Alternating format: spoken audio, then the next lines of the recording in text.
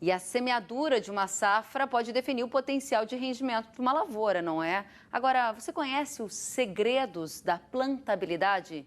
Neste momento, produtores pelo Brasil começam a plantar esta safra. E a gente então convidou o professor da Universidade Estadual Paulista, Unesp de Botucatu, Paulo Arbex, para nos dizer quais são as 5 regras de ouro, dicas preciosas para a gente não errar na hora do plantio. Professor Paulo, que participou de uma live de sucesso conosco na noite de ontem nas redes do Canal Rural, está aqui presente no Mercado e Companhia para espalhar ainda mais estes segredos ou estas dicas. Paulo, seja muito bem-vindo. Boa tarde. Boa tarde, Kellen. Boa tarde a todos os telespectadores. É um prazer falar contigo. Muito obrigada. Professor, o senhor tem estudado esse tema plantabilidade e chegou à conclusão de que quanto maiores são os acertos, os ajustes, os detalhes, nesta hora agora da semeadura, maior a chance de ter uma produtividade recorde? Exatamente, Kellen. São os pequenos detalhes, né? O que a gente estuda são os detalhes que às vezes pode passar despercebido para o produtor e que a gente tenta focar aqui com os 5 segredos da plantabilidade. 5 segredos. Então, vamos a estes segredos, a essas regras de ouro. O primeiro deles é a qualidade dos insumos. Como funciona para a gente ter certeza de que o insumo tem qualidade e que a gente fez uma escolha certa? É muito claro com todas as pesquisas, as andanças nossas, Kellen, que o insumo de qualidade, ele vai provocar, né, quando fala em insumo de qualidade, é uma semente de alta qualidade fisiológica, né, com alta germinação, alto vigor, com um adubo de qualidade, com uniformidade de grânulos, né, isso que a gente chama de qualidade dos insumos. E o que vai representar essa compra minha de sementes e adubos de qualidade? Um arranque inicial melhor. Então, por isso que afeta bastante a plantabilidade.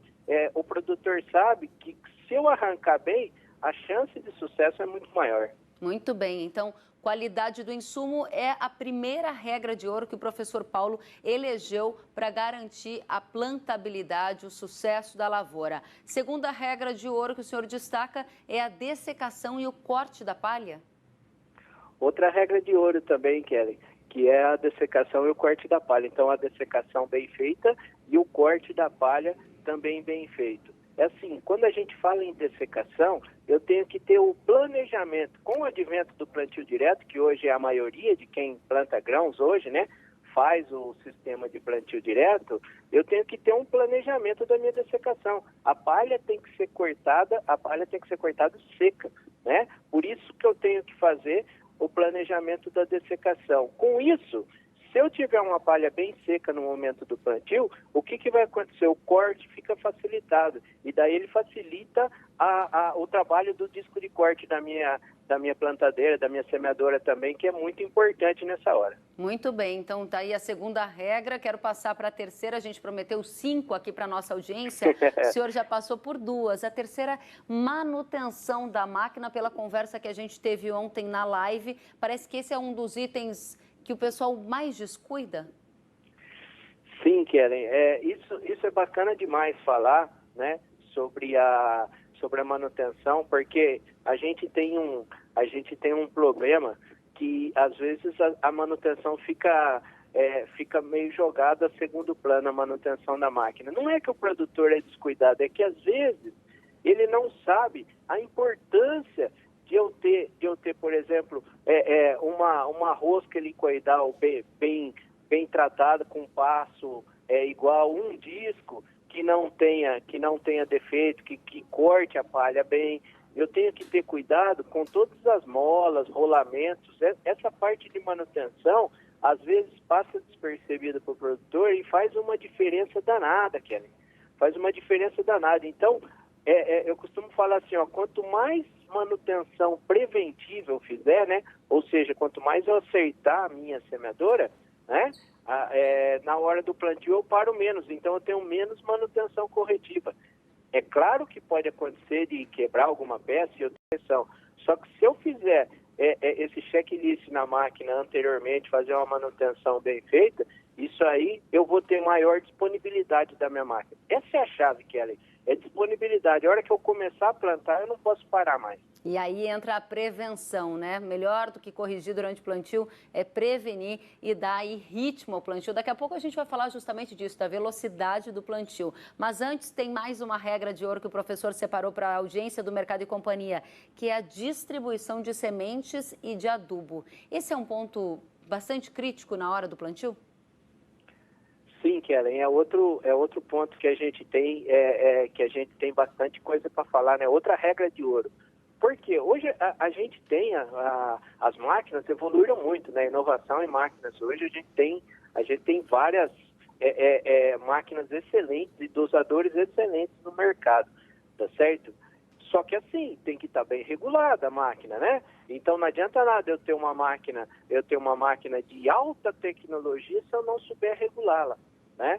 Tem gente que acha ainda, por exemplo, na soja, eu posso colocar qualquer quantidade de semente que depois a soja compensa, ela se adequa lá no campo. Não, hoje a soja é bem parecida com o milho, cada semente conta, Kelly.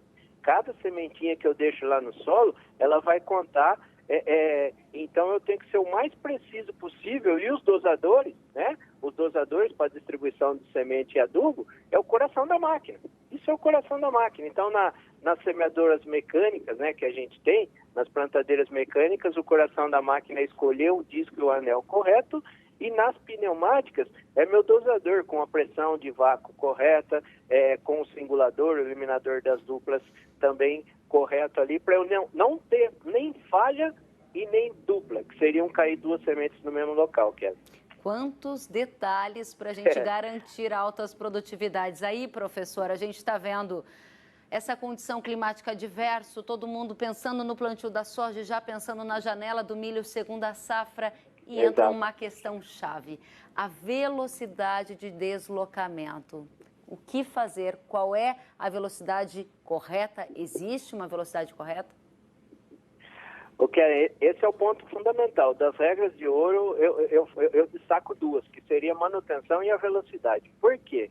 Como você bem disse, Kellen, o pessoal vai lá e lida com janela. O produtor, ele lida com a janela, né? Então, ô professor, minha janela é curta, então eu tenho que plantar correndo. Não, né? Não posso, eu tenho que plantar com capricho, tá certo? Então, a velocidade é um ponto fundamental.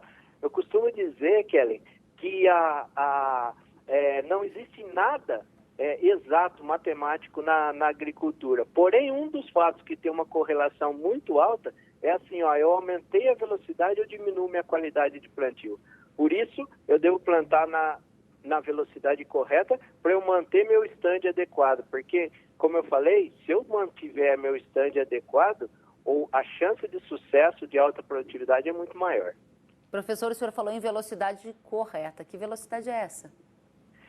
Beleza, Kellen. Vamos lá. Então, como eu disse, tenho os dosadores mecânicos e os dosadores pneumáticos, né? Uhum. Os dosadores mecânicos, aquele disco horizontal que vai rodando e vai distribuindo a semente, eu tenho que ir mais devagar. Então, seria uma velocidade adequada, eu falo que nas condições ideais, até 5,5 km por hora, tá? E para as pneumáticas, né, que daí as semeadoras a vácuo, aquela que puxa a semente através do ar, né, eu consigo uma velocidade um pouco maior. Só que quando a gente fala um pouco maior, não é para eu plantar 10, eu plantar 12. É eu plantar ali 6,5, 7 km por hora numa condição ideal. Muito e mais bem. do que isso, Kellen, é assim, eu avaliar como é que ficou. Qual que é a minha velocidade padrão? É aquela velocidade que eu avaliei e ficou bom o plantio. Muito bem. Essa é a minha velocidade padrão. Professor Paulo Arbex, quero agradecer pela companhia, pela aula e por dividir com a nossa audiência essas 5 regras de ouro para uma melhor plantabilidade. Bom trabalho para você e volte sempre. Bom trabalho, Kelly. Muito obrigado pelo convite. Até a próxima. Muito obrigada ao professor da Unesp que trouxe essas dicas preciosas para você aí de casa.